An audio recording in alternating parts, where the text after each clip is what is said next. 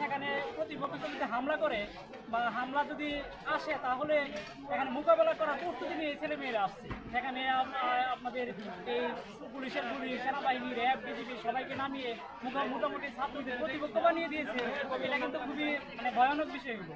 আর আমরা যারা এখানে আসছি বা আমরা যারা অলরেডি ছাত্র বা আমরা এই ইয়ার জন্য এই এখানে যারা মারা গেছে বা শহীদ হয়েছে, মারা গেছে বলে ভুল হবে, এরা সব শহীদ হয়েছে, সেই শহীদদের আত্মার জন্য, আত্মার শান্তির জন্য আমরা এখানে আসছি। এখানে কোনো হিংসাত্মক কার্যকলাপ, ভাঙচুর বা অন্য কোনো কিছু